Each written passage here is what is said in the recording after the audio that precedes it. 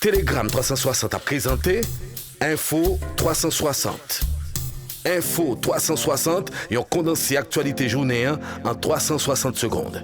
Bonsoir, bienvenue à Info 360. À l'issue d'une parodie au cabinet du juge Merlin Bélabre, Chozière Chancy a recouvré sa liberté ce mercredi 27 mars 2024, soit 2 mois après son arrestation. L'ancien président de la Chambre des députés était incarcéré au pénitencier national suite à son inculpation dans le vaste scandale de corruption au Centre national des équipements.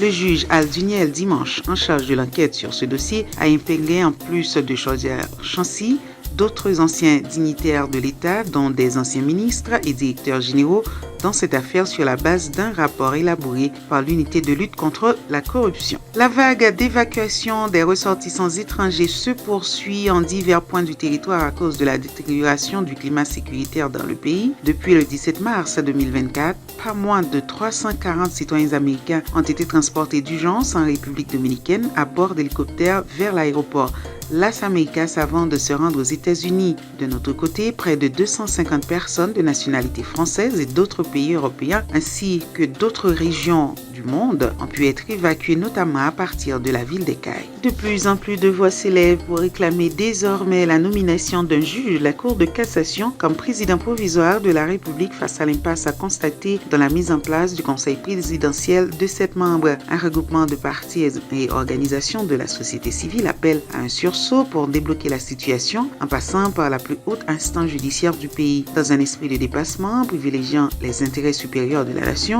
les signataires d'un document titré Résolution patriotique sollicitent en urgence une rencontre tripartite entre les parties prenantes haïtiennes, secteurs politiques, pro conseil présidentiel et pour cassation, le patronat avec les chambres de commerce départementales, la société civile avec les forces religieuses et la diaspora en vue de trouver un compromis national suffisant et sans exclusive capable de débloquer la situation et de doter le pays d'un nouveau pouvoir exécutif le plus rapidement possible. Tout ça doit connaître sur ce qui passe dans le pays d'Haïti à l'autre côté, Info 360.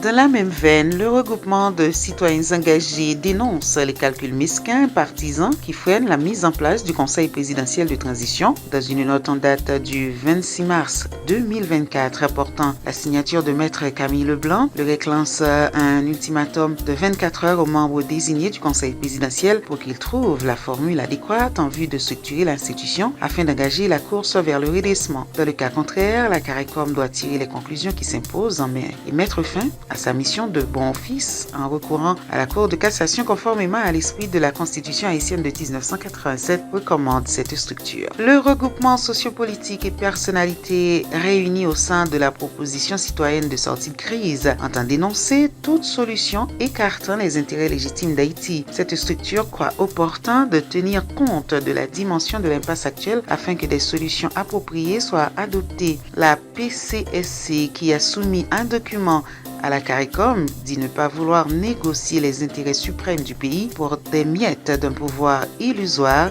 tout en souhaitant un retour à la cassation. Entre-temps, le Rassemblement pour une entente nationale a jeté son dévolu sur l'aconome Régine Abraham pour le représenter au Conseil présidentiel. Ce choix a été communiqué à la CARICOM suite au désistement de René Jean Jumeau. Ce dernier paraissait insatisfait de son statut de simple membre observateur du Conseil malgré son consentement initial. Parallèlement, il lui est reproché d'avoir participé à la dilapidation des fonds Pétocaribé. Un rapport de la Cour supérieure des comptes et du contentieux administratif l'a acclamé en 2017 sur la base de sa gestion en tant que ministre délégué auprès du Premier ministre Laurent Lamotte, chargé de l'énergie stratégique. Après la soupe au Giromont et la cassave, c'est au tour de la danse et la musique compas d'aspirer à une classification comme patrimoine culturel immatériel de l'humanité. La candidature du genre musical dominant du pays a été soumise par l'entremise de la représentante d'Haïti auprès de l'UNESCO. L'ambassadeur Dominique Dupuis a assuré au nom de l'État haïtien la soumission de la candidature de la pratique de la danse du compas, de même que son existence en un type de musique. Ce qu'a annoncé ce mercredi 27 mars 2024 le ministère de la Culture. Info 360. Info 360, c'est information pratique, bien traitée, sans fausse côté. Présidentiel américain, le candidat indépendant Robert F. Kennedy Jr. a nommé l'avocate et entrepreneur de la Silicon Valley, Nicole Shanahan, comme son choix à la vice-présidence lors d'un rassemblement électoral mardi. La candidate de 38 ans se lance pour la première fois dans la course, largement inconnue du public en dehors des cercles technologiques, mais elle a été parmi les premiers partisans de la candidature présidentielle de Kennedy, le soutenant l'année dernière alors qu'il se présentait encore à la primaire démocrate. L'investisseuse aux grands moyens pourrait également fournir un coup de pouce financier à la campagne coûteuse de Kennedy et sa tentative de se présenter aux élections présidentielles dans les 50 États. Les analystes estiment notamment que la candidature de Kennedy pénalisera probablement beaucoup plus le président Biden que l'ancien président républicain et pourrait faire basculer la présidence en faveur de Trump. En sport, au terme de matchs spectaculaires au Santiago Bernabéu, le Brésil et l'Espagne se sont quittés dos à dos hier mardi 26 mars 2024, 3-3 à la fin du temps réglementaire.